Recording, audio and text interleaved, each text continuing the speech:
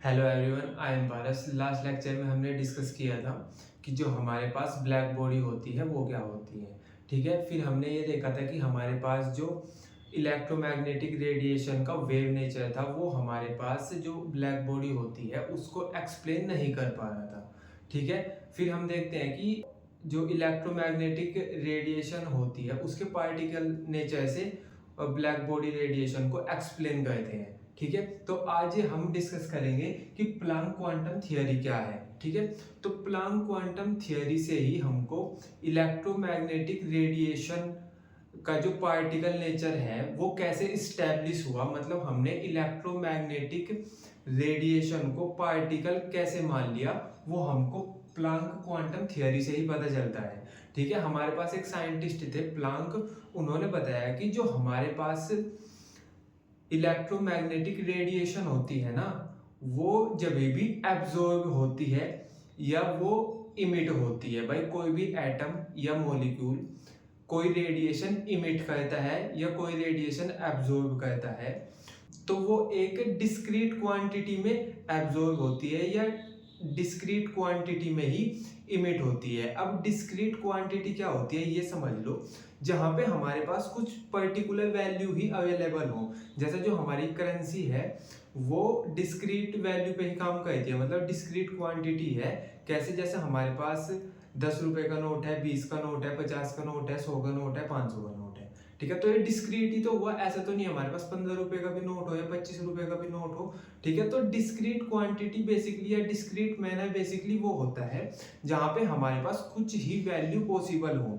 तो हमारे पास जो प्लांक थे उन्होंने ये बताया था कि जब भी कोई एटम या मॉलिक्यूल रेडिएशन को इमिट करता है या रेडिएशन को एब्जॉर्ब करता है, तो वो रेडिएशन को एक डिस्क्रीट मैनर में ही एब्जॉर्ब करता है और डिस्क्रीट मैनर में ही इमिट करता है। ठीक है, और वो जो डिस्क्रीट मैनर की स्मॉलेस्ट यूनिट होती है उसको हम बोल देते हैं क्वांटम। ठीक है, मतलब जो डिस्क्रीट मैनर होता है, जैसे हमारे पास करेंसी है, उसका जो सबसे छोटा नोट है वो 10 रुपए का है। ठीक है, वैसे ही हमने बोलते हैं कि डिस्क्रीट मैनर में एनर्जी एब्जॉर्ब हो रही है या एनर्जी इमिट हो रही है, तो उसका जो सबसे स्मॉलेस्ट यूनिट है वो है क्वांटम। ठीक है, तो प्लांक ने बोला कि अब हम उस स्मॉलेस्ट यूनिट को हम बोल देंगे क्वांटम। ठीक है, तो जब भी कोई पार्टिकल या जब भी कोई मॉलिक्यूल या एटम एनर्जी इमिट कर रहा है या एनर्जी इमिट कर रहा है या एनर्जी एब्जॉर्ब कर रहा है, तो हम उसे इन टर्म्स ऑफ क्वांटम देखेंगे कि इसने कितने क्वांटम एनर्जी इमिट करी। ठीक है, और कितने क्वांटम एनर्जी इसने एब्जॉर्ब करी। ठीक है, तो बेसिकली मैंने ये वाली चीज यहाँ पे यही लिखा हुआ है कि एटम्स और मॉलिक्यूल्स कुड इमिट और absorb energy only in discrete quantities and not in continuous manner. मतलब हम कंटिन्यूअस मैनर में कोई एटम या मॉलिक्यूल एब्जॉर्ब या इमिट जो एनर्जी करता है वो कंटिन्यूअस मैनर में नहीं होती। जैसा हमने पहले जब हम वेव नेचर डिस्कस कर रहे थे तो हमने ऐसे बोल दिया था कि रेडिएशन एक वेव है। ठीक है, तो ये तो कंटिन्यूअस मैनर है। हमने पहले यही तो बोला था कि इलेक्ट्रोमैग्नेटिक रेडिएशन होती है वो एक वेव है। ठीक है, तो ये तो कंटिन्यूअस मैनर हो गया। फिर प्लांक ने आगे हमको बताया कि नहीं, जो हमारे पास रेडिएशन है वो डिस्क्रीट डिस्क्रीट क्वांटिटी में हमारे पास एब्जॉर्ब या इमिट होती है, कंटिन्यूअस मैनर में नहीं होती। ठीक है, तो इससे हमको ये पता चला कि वो जो डिस्क्रीट सिस्टम है ना वो एक पार्टिकल की तरह काम कर रहा है ना। ये चीज क्लियर है। तो पहले पॉइंट में सिंपल इन्होंने बोल दिया कि कोई भी एनर्जी इमिट हो रही है या एब्जॉर्ब हो रही है वो डिस्क्रीट मैनर में होती है, ऐसे कंटिन्यूअस नहीं होती। जैसे वेव कंटिन्यूअस थी ऐसे नहीं होती, वो डिस्क्रीट मैनर में हमारे पास एब्जॉर्ब या इमिट होती है। ठीक है, second point, quantum is the smallest that can be emitted और absorb in form of electromagnetic radiation. मतलब वो सबसे छोटी यूनिट जो कोई एटम एब्जॉर्ब कर सकता है या कोई एटम इमिट कर सकता है उसको हम बोल देंगे क्वांटम। ठीक है, अब हम ये बोलना चाहते हैं कि चलो आपने बोल दिया कि सबसे छोटी यूनिट क्वांटम है, पर क्वांटम की भी तो कुछ पर्टिकुलर वैल्यू होगी। क्वांटम भी कितना है ना, तो क्वांटम में एक क्वांटम में एनर्जी होती है इतनी, E is equal to H nu. ठीक है, एच है यहाँ पे प्लांक कांस्टेंट जिसकी वैल्यू होती है 6.626 इंटू 10⁻⁻34 जूल सेकेंड, ठीक है। और न्यू है यहाँ पे फ्रीक्वेंसी, ठीक है। तो इस प्लांक क्वांटम थियरी के अंदर बेसिक सी चीज हमको ये पता चल गई कि जो हमारे पास एनर्जी होती है वो क्वांटम की फॉर्म में या तो एब्जॉर्ब होती है या इमिट होती है, ठीक है ना। ऐसे कंटिन्यूअस फॉर्म में नहीं होती जैसे हमने वेव नेचर में देखा था, ठीक है। तो ये एक प्रूफ मिल गया हमको कि जो हमारे पास इलेक्ट्रोमैग्नेटिक रेडिएशन है वो पार्टिकल नेचर भी होता है उसका। पहले हमने देखा था इलेक्ट्रोमैग्नेटिक रेडिएशन का नेचर होता है वेव। अभी हम बोल रहे हैं कि प्लांक क्वांटम थियरी ऐसे बताती है कि जो इलेक्ट्रोमैग्नेटिक रेडिएशन होती है उसका नेचर कहीं कहीं पे पार्टिकल वाला होता है, ठीक है। और ये पार्टिकल नेचर ही ब्लैक बॉडी रेडिएशन होती है, उस वाली थियरी को यही पार्टिकल नेचर ही एक्सप्लेन करता है, ठीक है। तो बेसिकली प्लांक क्वांटम थियरी एक प्रूफ है कि हमारे पास जो इलेक्ट्रोमैग्नेटिक रेडिएशन होती है वो पार्टिकल की तरह काम करती है, ठीक है। तो ये होगी हमारे पास प्लांक क्वांटम थियरी। तो हम अभी पढ़ेंगे फोटो इलेक्ट्रिक इफेक्ट है। ये भी एक प्रूफ है कि हमारे पास जो इलेक्ट्रोमैग्नेटिक रेडिएशन होती है वो पार्टिकल की तरह बिहेव करती है, ठीक है। तो फोटो इलेक्ट्रिक इफेक्ट एक एक्सपेरिमेंट है। उसमें होता क्या है कि हमारे पास हम कोई भी मेटल लेते हैं, जैसे हमने मेटल ली और हमने इस पे कोई लाइट डाली, ठीक है। तो इस मेटल के अंदर से ना इलेक्ट्रॉन निकल जाता है, ठीक है। हमने क्या किया, हमने एक मेटल ली, हमने उस पे कोई भी लाइट डाली तो उसमें से इलेक्ट्रॉन निकल जाता है, ठीक है। तो ये हमारे पास एक्सपेरिमेंट है फोटो इलेक्ट्रिक इफेक्ट, ठीक है। इस एक्सपेरिमेंट को हमने फोटो इलेक्ट्रिक इफेक्ट बोल दिया। क्यों बोल दिया? क्योंकि फोटो का मीन्स होता है कि लाइट, इलेक्ट्रिक मतलब इलेक्ट्रॉन, ठीक है। और इफेक्ट तो मतलब जब लाइट की हेल्प से हम किसी मेटल से इलेक्ट्रॉन निकाल लेते हैं, ठीक है, तो उसको बोल रहे हैं फोटो इलेक्ट्रिक इफेक्ट, ठीक है। अभी आप ऐसे समझो इसको कि जैसा हमारे पास यहाँ पे कोई भी, हमारे पास ये एक मेटल का सरफेस है और यहाँ पे इलेक्ट्रॉन है, ठीक है भाई। मेटल है जो उसके एटम होंगे उसके अंदर इलेक्ट्रॉन होते हैं, ठीक है। तो हम यहाँ से जब लाइट डाल रहे हैं, ठीक है, तो ये इलेक्ट्रॉन यहां से निकल के बाहर आ रहे हैं, ठीक है, ठीक है। और इस पूरे एक्सपेरिमेंट को बोल रहा हूं मैं फोटो इलेक्ट्रिक इफेक्ट एक्सपेरिमेंट, ठीक है। आई चीज समझ में, ठीक है। अब ये जो हमारे पास इलेक्ट्रॉन्स हैं, इलेक्ट्रॉन है, जब लाइट मेटल की सरफेस पे पड़ेगी तो इलेक्ट्रॉन बाहर आ जाएंगे, ठीक है। और वो उस लाइट की इंटेंसिटी जितनी ज्यादा होगी, उस लाइट की ब्राइटनेस जितनी ज्यादा होगी, इलेक्ट्रॉन उतना ज्यादा बाहर आएंगे, ठीक है। 2 पॉइंट याद रखोगे आप कि भाई इलेक्ट्रॉन तब बाहर आएंगे जब लाइट हम मेटल के सरफेस पे डाल देंगे और लाइट की इंटेंसिटी या ब्राइटनेस जितनी ज्यादा होगी उतने ज्यादा इलेक्ट्रॉन बाहर आएंगे, ठीक है। अब थर्ड पॉइंट ये है कि हमारे पास जो इलेक्ट्रॉन बाहर आते हैं वो एक फिक्स वेवलेंथ की, मतलब उन्हें एक फिक्स फ्रीक्वेंसी की लाइट चाहिए। अगर उनकी फ्रीक्वेंसी से कम फ्रीक्वेंसी की हम लाइट डाल रहे हैं तो वो बाहर नहीं आएंगे। मैं सिंपल ये बोलना चाह रहा हूं कि जितनी फ्रीक्वेंसी की लाइट इलेक्ट्रॉन को बाहर निकलने के लिए चाहिए, अगर हम उससे कम फ्रीक्वेंसी की लाइट मेटल के सरफेस पे डालेंगे तो इलेक्ट्रॉन बाहर नहीं आएंगे, ठीक है। और वो जो कम से कम फ्रीक्वेंसी होती है उसको बोल देते हैं हम थ्रेशोल्ड फ्रीक्वेंसी, ठीक है। तो ये ही पॉइंट्स मैंने यहाँ पे लिखे हुए हैं, ठीक है। इनको देख लेते हैं एक बार। The electron are ejected from the metal surface as soon as the beam of light strike the surface, ठीक है। तो जब हमारे पास बीम ऑफ लाइट है वो मेटल की सरफेस पे स्ट्राइक करती है तो वहां से इलेक्ट्रॉन इजेक्ट होते हैं, बाहर आते हैं, ठीक है। सेकंड पॉइंट है the number of electrons ejected is proportional to the intensity of brightness of light, मतलब लाइट की जितनी ज्यादा इंटेंसिटी होगी, लाइट की जितनी ज्यादा ब्राइटनेस होगी उतने ज्यादा इलेक्ट्रॉन बाहर आएंगे, ठीक है। For each metal there is a characteristic minimum frequency nu naught threshold frequency. हमारे पास हर एक मेटल की फ्रीक्वेंसी अलग अलग होती है इलेक्ट्रॉन निकालने की, ठीक है। और वो जो फ्रीक्वेंसी होती है, मिनिमम फ्रीक्वेंसी जिस पे इलेक्ट्रॉन निकलते हैं, उसको हम थ्रेशोल्ड फ्रीक्वेंसी बोल देते हैं। ठीक है, ठीक है ना। तो ये चीज समझ आई है ना। फोर्थ पॉइंट है एट अ फ्रीक्वेंसी, जब थ्रेशोल्ड फ्रीक्वेंसी से ज्यादा फ्रीक्वेंसी हो, the ejected electrons come out with certain kinetic energy. इस पॉइंट को समझ लो एक बार। होता क्या है कि भाई हमको थ्रेशोल्ड फ्रीक्वेंसी की जरूरत है।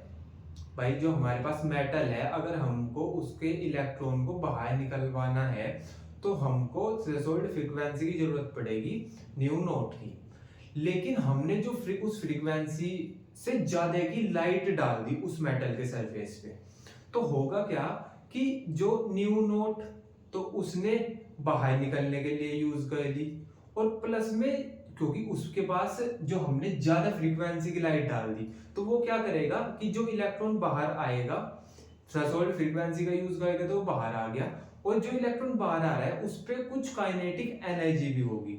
मैं सिंपल ये कहना चाह रहा हूं कि अगर हमने न्यू नोट, अगर हम किसी मेटल के सरफेस पे न्यू नोट फ्रीक्वेंसी की लाइट डाल रहे हैं, ठीक है, न्यू नोट फ्रीक्वेंसी की लाइट डाल रहे हैं, और इस इलेक्ट्रॉन को बाहर निकलने के लिए न्यू नोट फ्रीक्वेंसी ही चाहिए, तो ये बाहर आ जाएगा। ठीक है। लेकिन अगर मैं ये बोल रहा हूं कि मैंने ना न्यू नोट चाहिए इसको, और न्यू नोट से ज्यादा दे दी, मैंने इसको ज्यादा दे दी, तो ये जो इलेक्ट्रॉन बाहर आया ना, इसके पास कुछ काइनेटिक एनर्जी भी होगी। अगर मैंने उसको ज्यादा फ्रीक्वेंसी दे दी तो कुछ का यूज तो कर लेगा वो बाहर निकलने के लिए, ठीक है, और बाकी का यूज कर लेगा वो काइनेटिक एनर्जी में। ठीक है, ये चीज समझ आई। तो ये ऐसे ही बोलते कि एट अ फ्रीक्वेंसी, अगर जितनी उसको फ्रीक्वेंसी की जरूरत है हमने उससे ज्यादा दे दी उसको, तो वो बची हुई फ्रीक्वेंसी का यूज कर लेगा काइनेटिक एनर्जी में। ठीक है, तो फिर उसके पास काइनेटिक एनर्जी भी होगी। ठीक है, ये चीज समझ आई है ना। अब ये हमने फोटो इलेक्ट्रिक इफेक्ट था जो हमारे पास, जब हमने उसका एक्सपेरिमेंट किया तो हमको ये 4 पॉइंट मिले। ठीक है, हमने फोटो इलेक्ट्रिक एक्सपेरिमेंट किया और हमको ये 4 पॉइंट्स मिले। ठीक है, अब आए हमारे पास आइंस्टीन जी, उन्होंने बोला कि इनको मैं एक्सप्लेन करूंगा, इन 4 पॉइंट्स को मैं एक्सप्लेन करूंगा। ठीक है, वो बोलते कि देखो जो हमारे पास लाइट आ रही है ना, लाइट आ रही है, पहले तो हमको ना उसको ना वेव नहीं बोलना, जो हमारे पास रेडिएशन बोल लूं मैं, या इलेक्ट्रोमैग्नेटिक रेडिएशन आ रही है, या लाइट आ रही है, सिंपल लैंग्वेज में लाइट बोल दूं मैं, उसको ये बोलते हैं आइंस्टीन जी, बोलते हैं कि उसको ना वेव नहीं बोलना, उसको ना बंच ऑफ पार्टिकल बोलना है, कि हमारे पास बहुत सारे पार्टिकल आ रहे हैं। ठीक है, और उन बंच ऑफ पार्टिकल बोल दिया इन्होंने उनको, और एक पार्टिकल को इन्होंने बोल दिया कि फोटोन। इन्होंने सिंपल बोला कि भाई जो हमारे पास लाइट है, इलेक्ट्रोमैग्नेटिक रेडिएशन है, उनको ना तुमको ना ऐसे नहीं बोलना कि वेव है, ये उसको ऐसे ट्रीट करना है जैसे बंच ऑफ पार्टिकल है, और पार्टिकल्स, एक पार्टिकल को इन्होंने बोल दिया फोटोन। ठीक है, अब होता क्या है कि जो हमारे पास फोटोन होता है, जब वो आएगा तो फोटोन बहुत सारी एनर्जी लेके आता है। ठीक है, तो जब वो फोटोन आएगा और आके वो इलेक्ट्रॉन से टकराएगा, भाई हमने लाइट डाली मेटल के सरफेस पे, तो इन्होंने बोल दिया फोटोन आया, और फोटोन आके मेटल के सरफेस के अंदर जो इलेक्ट्रॉन है उससे टकराया, तो फोटोन के पास होती है बहुत सारी एनर्जी, उसने टकराते ही वो सारी एनर्जी इलेक्ट्रॉन पे ट्रांसफर कर दी। ठीक है, अब इलेक्ट्रॉन उस एनर्जी को लेके बाहर निकल जाएगा। ठीक है, तो ये सब बताया हमको आइंस्टीन जी ने। ठीक है, ये चीज समझ आ गई। इन्होंने ऐसे ही बोल दिया कि हमारे पास आइंस्टीन एक्सप्लेन द फिनोमिना, ये फिनोमिना हमारे पास आइंस्टीन जी ने एक्सप्लेन किया। इन्होंने बोला light particles are called photon. इन्होंने बोला कि जो लाइट आ रही है वो वेव नहीं है, वो पार्टिकल्स हैं, और एक पार्टिकल्स को मैं बोल दूंगा फोटोन। ठीक है, different metal has a different threshold frequency. ये पॉइंट तो इन्होंने बोला कि भाई जो हमारे पास डिफरेंट डिफरेंट मेटल्स हैं, उनमें से इलेक्ट्रॉन निकालने के लिए हमको डिफरेंट डिफरेंट फ्रीक्वेंसी चाहिए होगी। ठीक है, तो ये 2 पॉइंट बताए इन्होंने। ठीक है, और इन्होंने सिंपल ये बताया,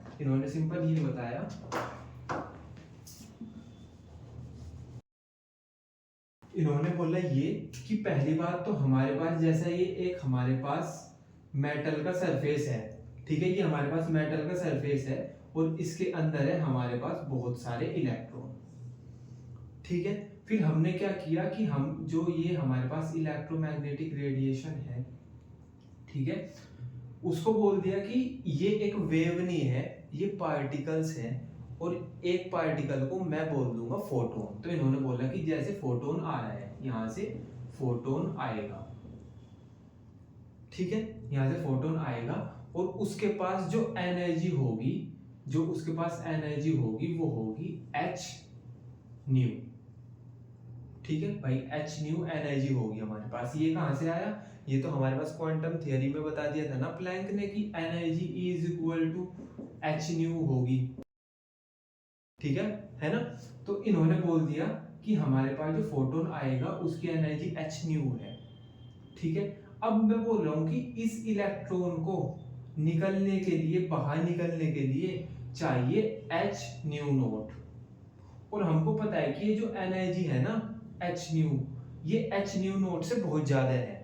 तो जब ये फोटोन आके इस वाले इलेक्ट्रॉन से टकराएगा तो इसकी जो एनर्जी है, मतलब भाई ये वाली एनर्जी तो बहुत ज्यादा है और इसको कम एनर्जी चाहिए यहाँ से निकलने के लिए, तो ये क्या करेगा, इस वाली एनर्जी में से ये वाली एनर्जी यूज कर लेगा बाहर निकलने के लिए, और जो बची हुई एनर्जी है उसे यूज कर लेगा काइनेटिक एनर्जी बना के, ठीक है। तो हुआ क्या कि जब ये इससे टकराया तो यहाँ पे क्या हुआ कि ये इलेक्ट्रॉन बाहर आ गया, और जब ये इलेक्ट्रॉन बाहर आया तो इसके पास क्या था, इसके पास ये था, मतलब इसके पास इतनी एनर्जी थी, इसको हम थ्रेशोल्ड एनर्जी बोल रहे हैं ना, इसके पास ये एनर्जी थी और प्लस में कुछ काइनेटिक एनर्जी थी। हमको फोटोन के पास थी एच न्यू एनर्जी, ठीक है।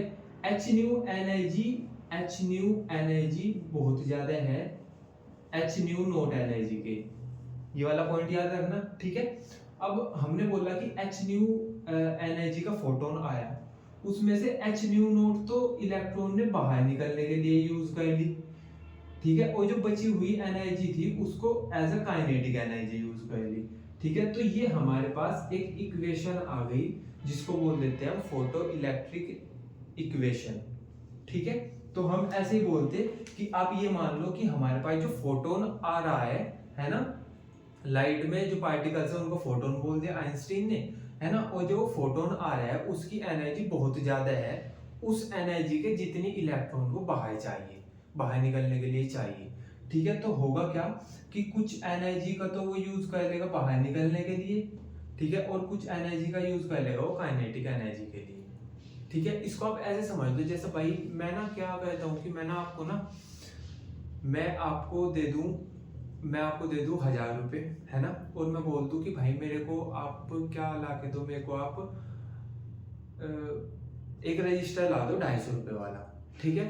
तो अब आप 250 रुपए का यूज तो कर सकते हो रजिस्टर लाने के लिए, बाकी जो बचे हुए 750 रुपए हैं उनका आप यूज कर लोगे आने जाने के लिए, है ना, खाने पीने के लिए, है ना, मौज मस्ती के लिए, ठीक है। तो मैंने आपको 1000 रुपए दिए, 1000 रुपए में से आपने कुछ का यूज तो रजिस्टर लाने के लिए कर दिया, है ना, और जो बचे हुए हैं उनका आपने गेड़ी गाड़ी मारने के लिए कर दिया, ठीक है। तो वैसे ही होता है कि जो फोटोन आता है, सपोज करो उसकी एनर्जी बहुत ज्यादा है जिसको हम एच न्यू बोल रहे हैं, और हमको कम एनर्जी चाहिए जिसको हम बोल रहे हैं एच न्यू नोट, तो हम क्या करेंगे, एच न्यू नोट तो हमकी रिक्वायरमेंट है, इसको हम यूज कर लेंगे काम के लिए, बाहर निकलने के लिए, ठीक है। और जो काइनेटिक एनर्जी है इसको हम यूज कर लेंगे सह सपाटे के लिए, ठीक है, समझ आए ना ये वाली चीज, ठीक है।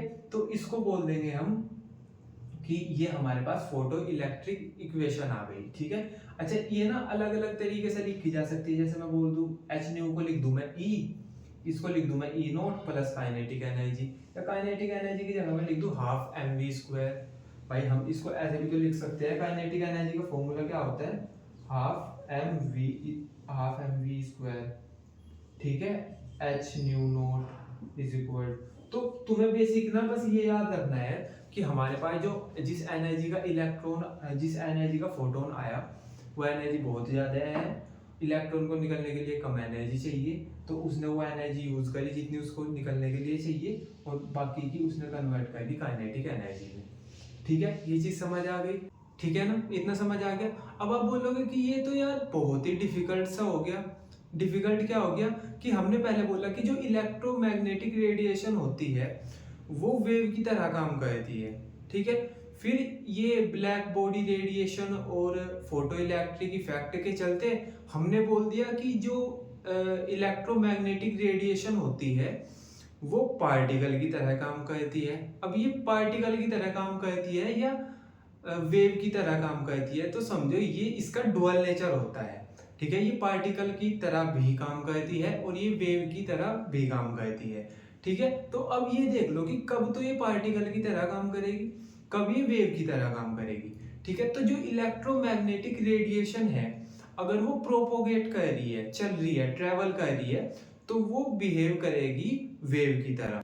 तब हम बोल देंगे कि जो इलेक्ट्रोमैग्नेटिक रेडिएशन है वो एक वेव की तरह काम कर रही है, ठीक है। लेकिन अगर हमारे पास जो इलेक्ट्रोमैग्नेटिक रेडिएशन है वो किसी मैटर से इंटरेक्ट कर रही है, किसी मैटर से टकरा रही है, ठीक है, तब हम बोल देंगे कि जो इलेक्ट्रोमैग्नेटिक रेडिएशन है वो पार्टिकल की तरह बिहेव करती है, ठीक है। तो सिंपल दो चीज है कि जब भी इलेक्ट्रोमैग्नेटिक रेडिएशन बोल दूं या मैं खाली रेडिएशन बोल दूं वो प्रोपोगेट करेगी तो हम उसको बोल देंगे वेव नेचर, और अगर वो किसी मैटर से टकरा रही है तो हम उसको बोल देंगे कि ये इसका पार्टिकल नेचर है, ठीक है। तो यही मैंने लिख दिया, पार्टिकल है या वेव है, रेडिएशन क्या है, तो हम बोल देंगे डुअल नेचर है।